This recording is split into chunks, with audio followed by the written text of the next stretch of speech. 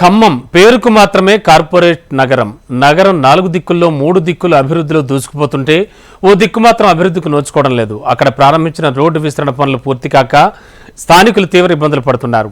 పాలకులు పట్టించుకోకపోవడంతో పనులు నత్తనడకం సాగుతున్నాయి. ఇంతకీ నిర్మాణంలో ఉన్న రోడ్డు ఏదో తెలుసుకుందామా? ఖమ్మం నుంచి డోర్నకల్ వైపు వెళ్లే రహదారి ఇది. నగరానికి కూతవేటు దూరంలో దానవాయిగూడెం, రామన్నపేట గ్రామాలు ఉన్నాయి. ఖమ్మం చుట్టుపక్కల ఎన్నో హైవేలు వచ్చి అభివృద్ధి పథంలో దూసుకుపోతుంటే ఈ గ్రామాలకు మాత్రం రోడ్డు మార్గం సరిగా లేదు. ఎన్నికల సమయంలో ప్రజాపాలకులు అట్టహాసంగా 6 నెలల్లో రోడ్డు పూర్తి చేస్తామని హామీ ఇచ్చారు. అప్పుడు ప్రారంభించిన పనులు ఇప్పటికీ పూర్తి కాలేదు. 34 కోట్ల నిధులతో శంకుస్థాపన చేసినప్పటికీ మట్టి రోడ్డు వేసి మమా అనిపించారు. సాగర్ కెనాల్ నిర్మాణం ఈ ప్రాంత అభివృద్ధికి ఆటంకంగా మారింది. ఈ రోడ్డుకు ఒకవైపు సాగర్ కెనాల్, మరోవైపు రైల్వే లైన్ ఉండడం మూలాన రైల్వే శాఖ నుంచి అనుమతులు రావడం ఆలస్యమైంది.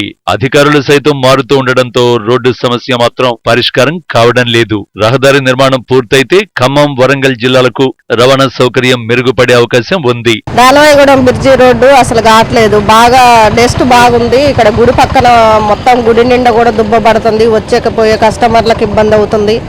మరి ఇక్కడ మేము కూడా ఏదైనా చిన్న షాప్ పెట్టుకున్నాం.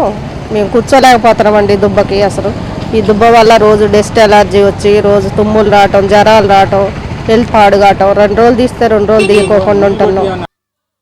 నిర్మాణంలో ఉన్న ఈ రహదారి గుండా నిత్యం వేలాది వాహనాలు వెళుతూ ఉంటాయి. రోడ్డు నిర్మాణం పూర్తి కాకపోవడంతో వాహనదారులు తరచూ ప్రమాదాల బారిన పడుతున్నారు. స్థానికులు సైతం వాహనాలు వెళుతుండగా వచ్చే దుమ్ము ధూళితో నానావస్థలు పడుతున్నారు. అనారోగ్యాల బారిన పడుతున్నామని ఆరోపిస్తున్నారు. పెండింగ్ రోడ్డు పూర్తి చేయకపోవడంతో వాహనదారులు ఆగ్రహాన్ని వ్యక్తం చేస్తున్నారు. గత 10 సంవత్సరాల నుంచి రోడ్డు ఎప్పుడు మరమ్మతులు చేయడం అనేది జరుగుతుంది.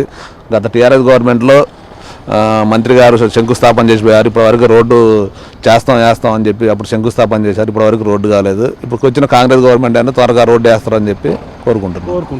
నిర్మాణంలో ఉన్న రోడ్డుపై ప్రయాణం చేస్తూ నరకం చూస్తున్నామని స్థానికులు మండిపడుతున్నారు. పాలకులు ఎన్నికల సమయంలో హామీలిచ్చి మాట మార్చుతున్నారని ఆరోపిస్తున్నారు. ఇప్పటికైనా రోడ్డు నిర్మాణం పూర్తి చేసి సమస్యను పరిష్కరించాలని కోరుతున్నారు.